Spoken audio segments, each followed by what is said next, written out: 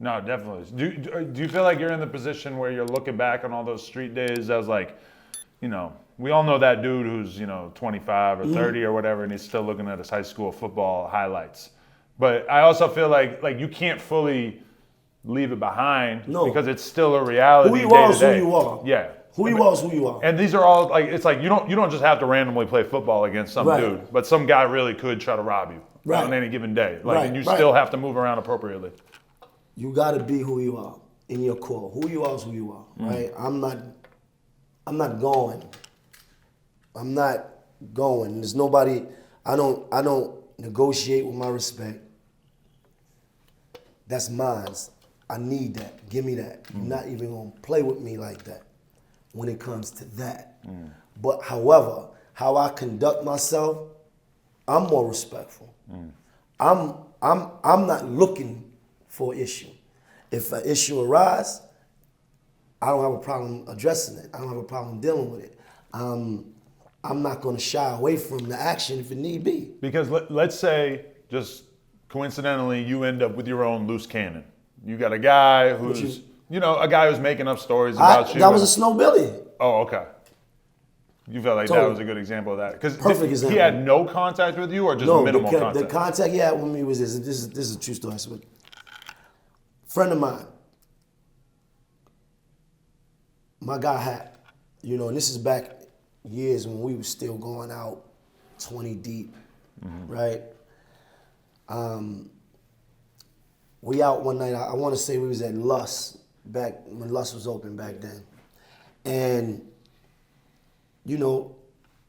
dudes come home from prison all the time. And he introduced me to him. He said, this is my guy, Snow. He just came home. What up, homie? Dap him up. How you been? You just came home? All right, what up? He'd been out with me maybe 2 other times after that and never spoke more than 3 words to me. His only words to me was, what up, big dog? What up, big homie? And that was really the gist of that. We never had each other's numbers. We never had full-on conversation. He was just another person in the entourage. But his claim, but this is how he get. This. It's just like the universe is funny. The reason he was able to put himself with me is because of the Black China thing. What happened was, Black China was coming here. I was trying to link with her. My little man Herbie was in a party with her. I sent her some flowers, and it was Valentine's Day. We wound up linking up. Me and her wound up being at together at a party in New Jersey. Now, when my guys came to meet me, Snow was with them. So when the picture of me and Black China hits the internet, immediate takeout, because we in the diner, and I'm like holding her or whatever, he's in the picture, just by chance.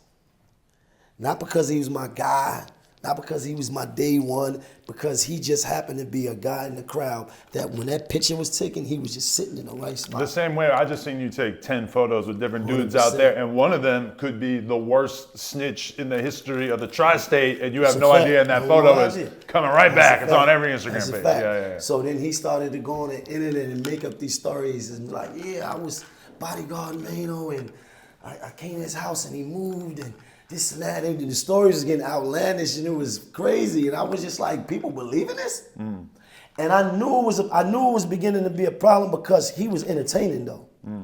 He had something that was entertaining. He would come out and go to a dealership and take pictures at a Bentley dealership and be like, yeah, I'm rich. But nobody cared that he never showed you what niggas do when they really get money. Where you at? You're not outside. We outside. Like, we don't never see you. He went to our store. We had a store in Brooklyn, Threads. He went to the store and took a picture like 3, 4 in the morning when it was closed.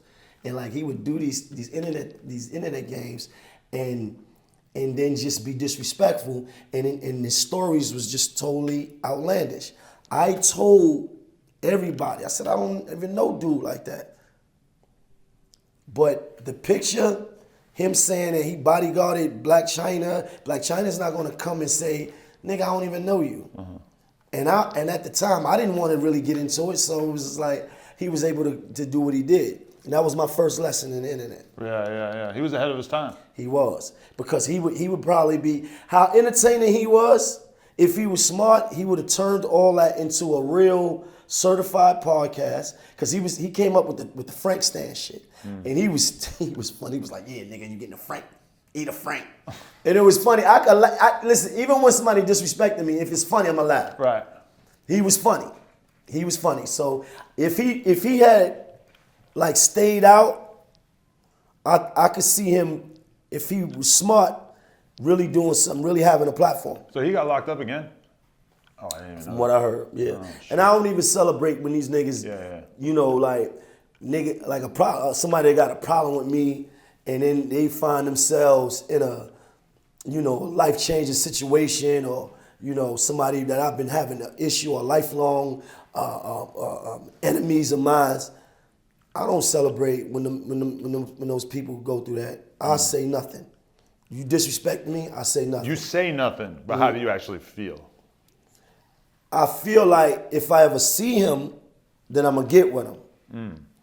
That's it. But okay, like the person you hate the most in the world gets 30 years.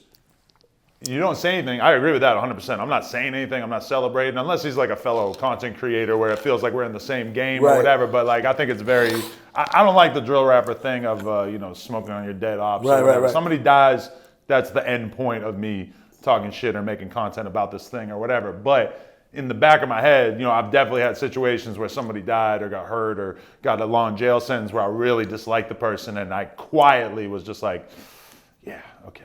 That feels kind of good, yeah. Nah, I don't do that. You know why? Because I already said, life gonna do some of you niggas way worse than I could ever do you. Your issue ain't with me, it's with life, it's with the mirror. You in the battle right there. That's your battle. It ain't with me. That's your karma, your life. Somebody that I had a long rivalry with, went on, I ain't even gonna bring his name up. I'll let y'all do the or whatever. But I just heard the other day that he just blew trial. And this may be for life. I don't know if it's 100% true or not, but I heard that, yeah, he just blew trial and this is a life sentence. So did I go on the internet and be like, and throw shots and be indirect? No, I would never do that. I would never do that because this is we playing a life game.